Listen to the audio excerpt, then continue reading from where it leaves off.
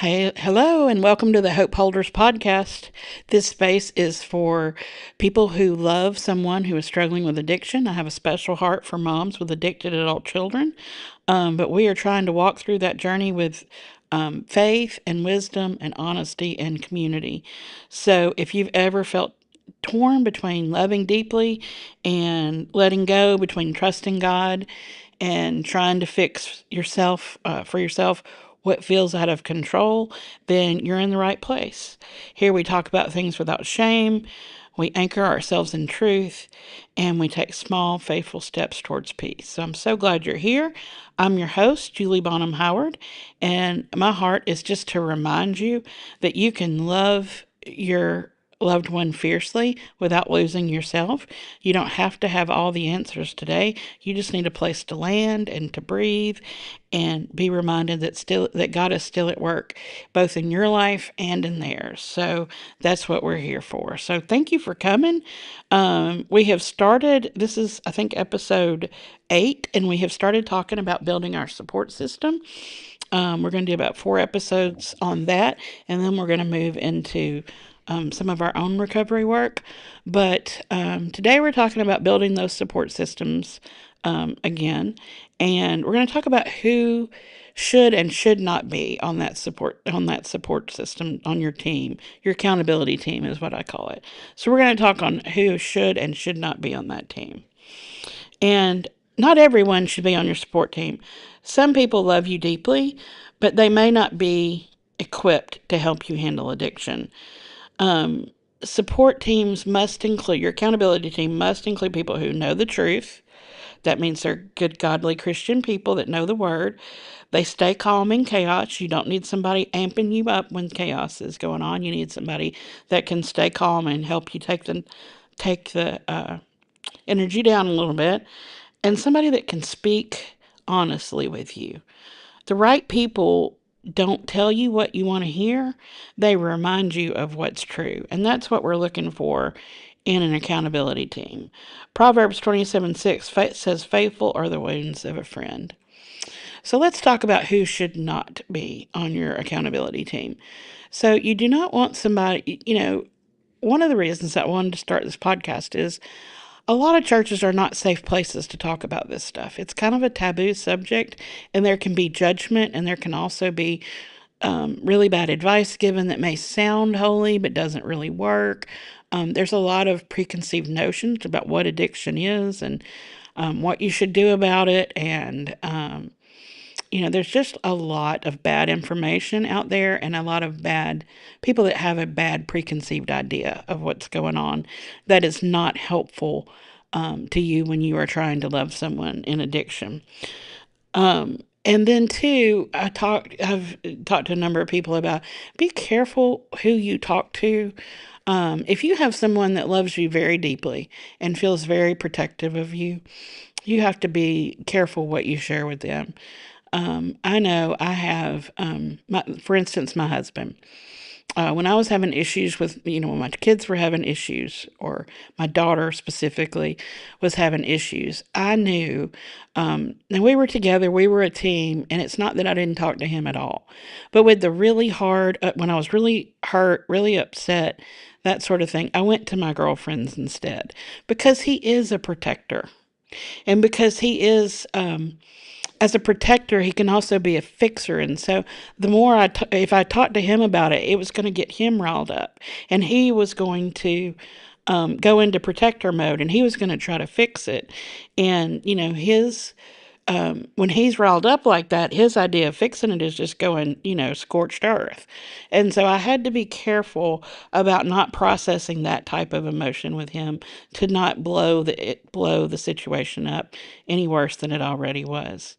So be careful. Let's choose your accountability team wisely, and who we share what with. You have to think about who you're sharing what with. Not saying don't talk to your spouse or anything like that. Like I said, we were a team, we talked. It wasn't that there was no communication, but there were just certain things I knew I needed to talk to someone else about. So we're going to talk about the different roles in a support team. You don't necessarily have to have dozens of people. You just need the right people. You need a few of the right people. And role number one is a sponsor or a mentor. And let's talk about this a little bit too. If you're sitting here thinking to yourself, I have no idea where I'm going to find a support system. I don't know who I could talk to about this, or I don't know anybody that I could lean on like this, or maybe this is brand new to you. You're not used to talking to people about your problems and that sort of thing. My recommendation for everybody, whether you have that support system or not, but for everybody, is get plugged into a Celebrate Recovery. I am a local Celebrate Recovery ministry leader. If you live in the Birmingham area, I'd like to invite you to the one that I go to, that I am the ministry leader for. It's at 180 Church in Springville, Alabama. We meet on Friday nights. We eat at 6 p.m., have large group at 7, small group at 8:15, and we offer free meals and free childcare. So if that's something that you need, I would invite you to come out and find me and let me know that you heard about it here. So I would love to meet you and just love on you a little bit. Um, but that is a really good place to get plugged into other people that are walking the same road, and where you're not going to meet judgment, and you're not going to where you're going to be loved on regardless of the situation, and you're going to be told truth. And they have been through not only what you're going through, but they are in the process or have been through the recovery process to get through this. And some of them will have loved ones that have gotten clean, and some of them will still be in the middle of it. And there's just a wide variety of people there that you can meet that can help you with this issue. So, for your sponsor or mentor, you want somebody that has walked this road. So, in our Celebrate Recovery, to be a sponsor, you have to have 1 year clean yourself, and you have to have completed a 12 step, and your sponsor has to sign off on you being a sponsor or a leader. So here's the thing, and we work with people in addiction. We also work with the loved ones. We work with a variety of situations. Okay, Celebrate Recovery is for anyone. It can be anger, it can be grief, it can be shopping, it can be gambling, it can be food, it can be a wide variety of things, okay? Nobody's going to wonder what you're there for. Nobody's going to think, oh, that person's an addict, and you don't have to worry about seeing somebody you know, because they're there too. And I promise you, it's not going to be an issue. What is happens at CR stays at CR. We train people, if they see you at CR, not to go to the office and say, hey, what'd you think about CR Friday night or whatever. So just know that won't be an issue. But anyway, you want somebody that has already worked through this. You want somebody that has completed it, has gotten to the other side, has some maturity in their recovery, but also has some spiritual maturity, that is chasing God, that loves God, and has some spiritual maturity and some spiritual discernment. And you also want them to understand the recovery principles.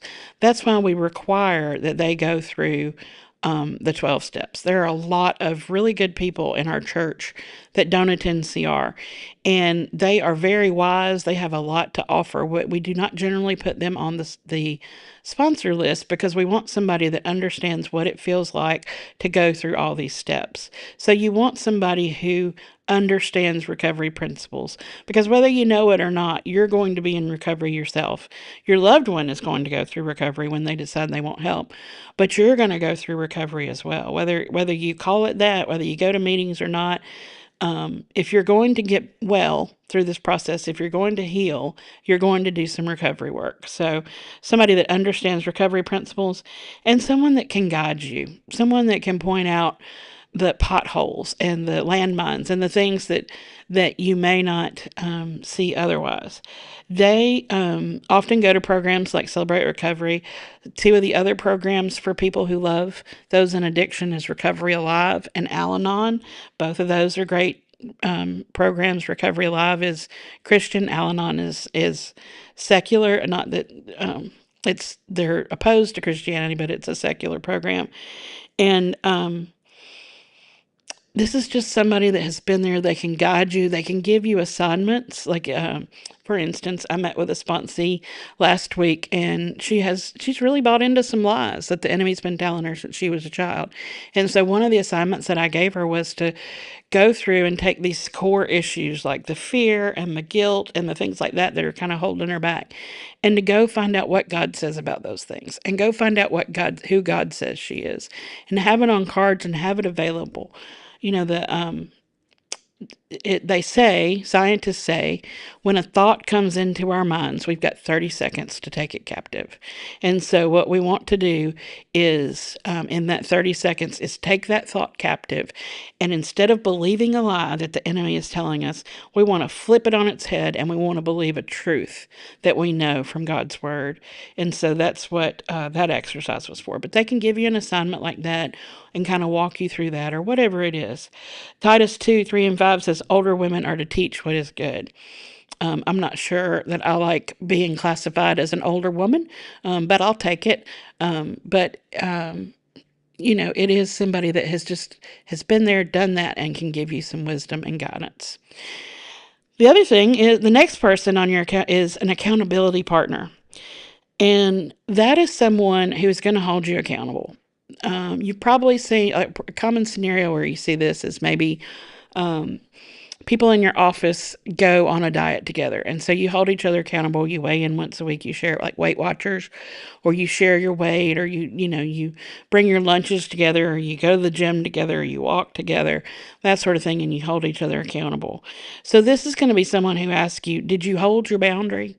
So when you set a boundary and you say, okay, this is what I'm going to do. I am going to do this, and I'm not going to do that. Did you hold that boundary when things got tough and they were pushing your buttons and trying and working you over, trying to get you to engage in some enabling behavior? Did you hold that boundary, or did you give in? Not that they're going to be mad at you, but just somebody that's going to hold you accountable so that you can analyze, like, why didn't I hold my boundary? And what can I do differently in the future? And did you reach out instead of isolating? That's a big one. When we see people come into recovery, we have these 12 steps. We get really bonded. We see people kind of come out of their shells. They're talking to each other. Everything's going great.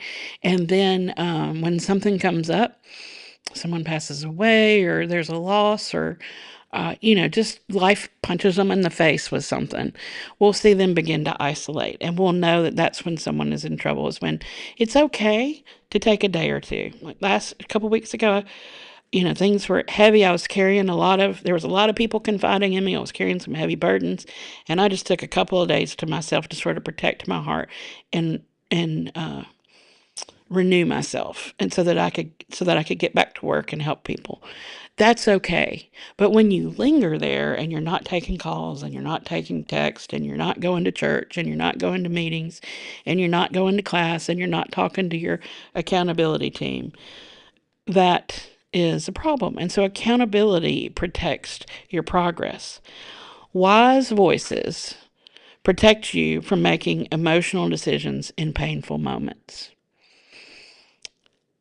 When our emotions are on high, when we're in an extreme emotion one way or the other, or sometimes when we're just sort of dead, when our emotions are just sort of dead and we're numb and we don't feel anything, we can make some really bad decisions that make things worse instead of better.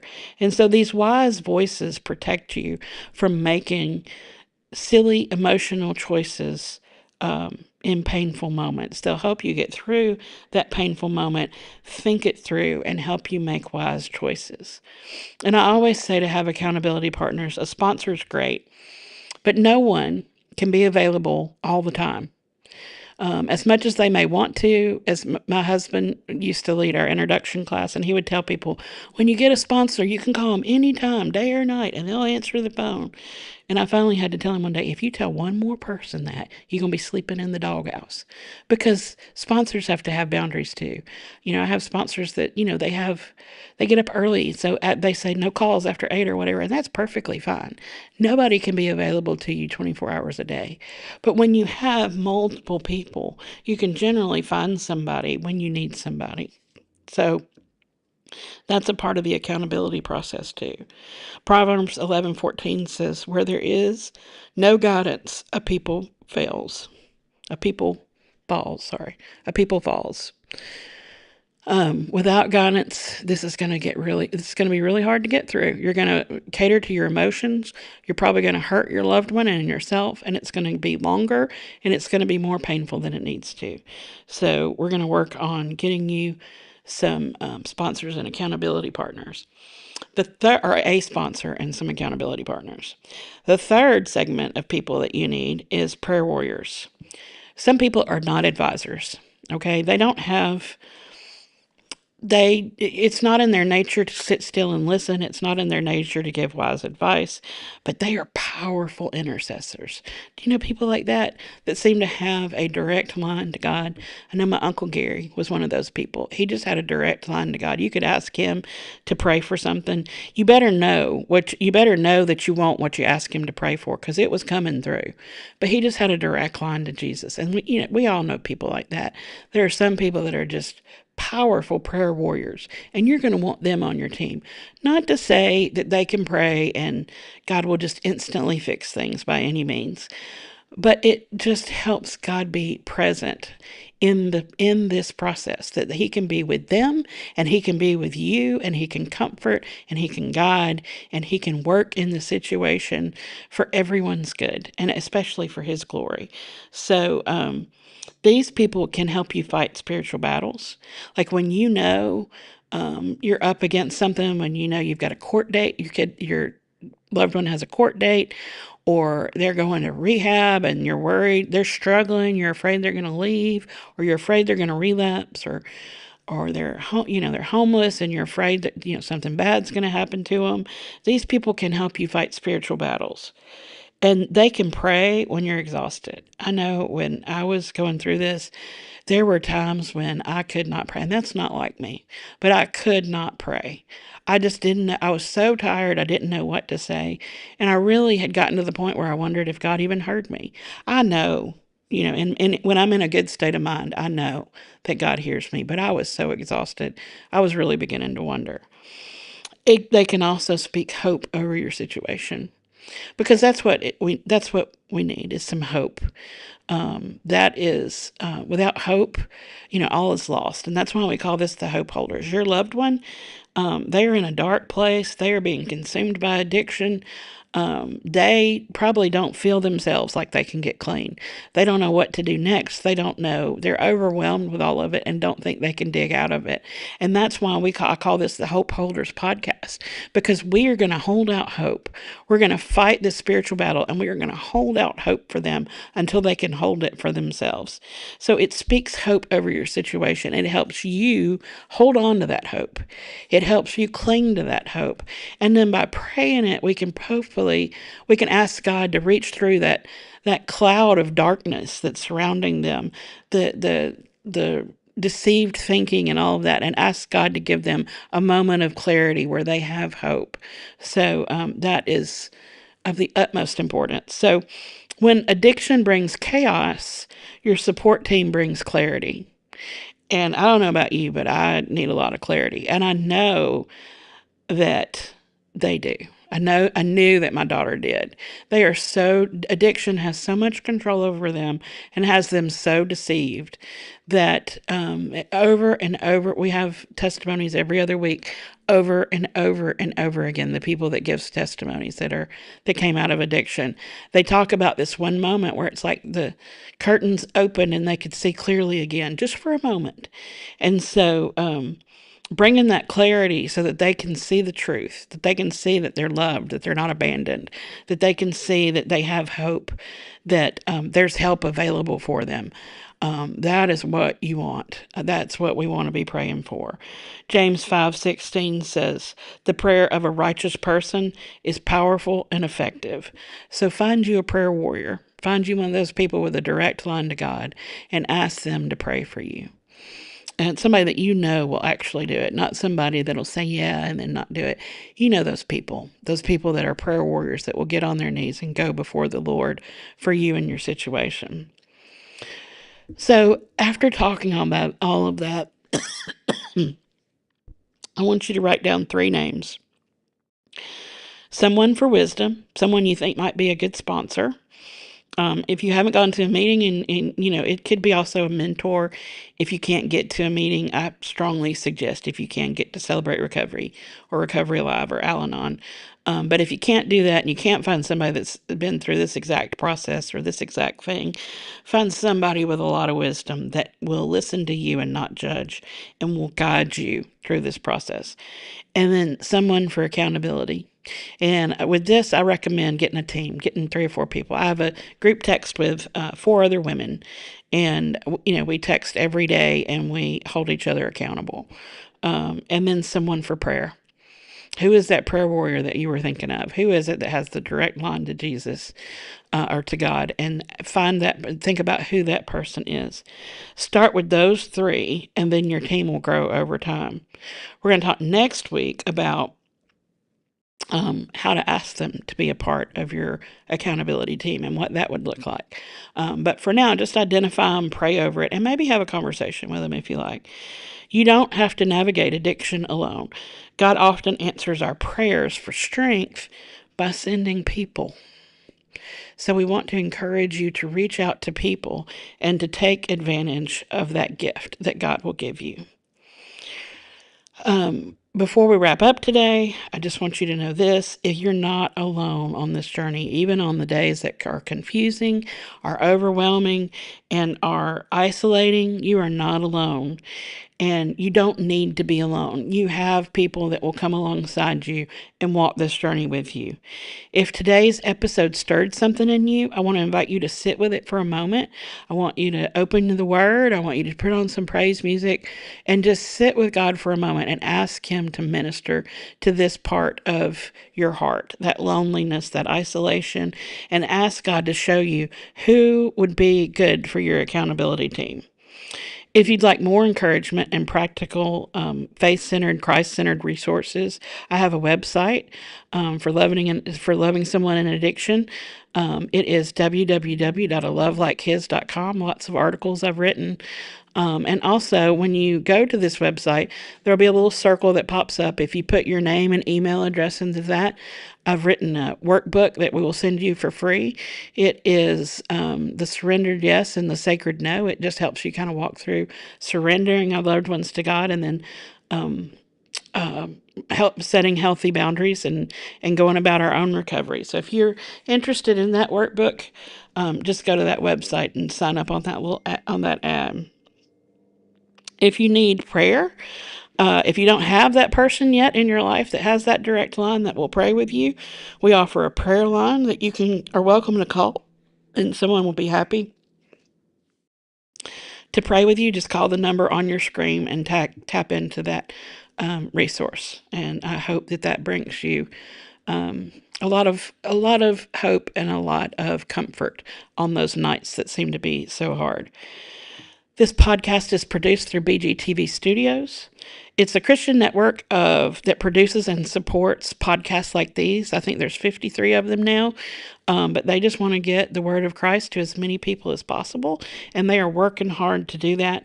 And if this conversation blessed you and you would like to make conversations like this, not on this subject, but many others, lots of any subject you can imagine, from a Christ-centered view, give to the address on your screen, the website on your screen, and help them make this possible. Support their platform and help make the conversations like these possible.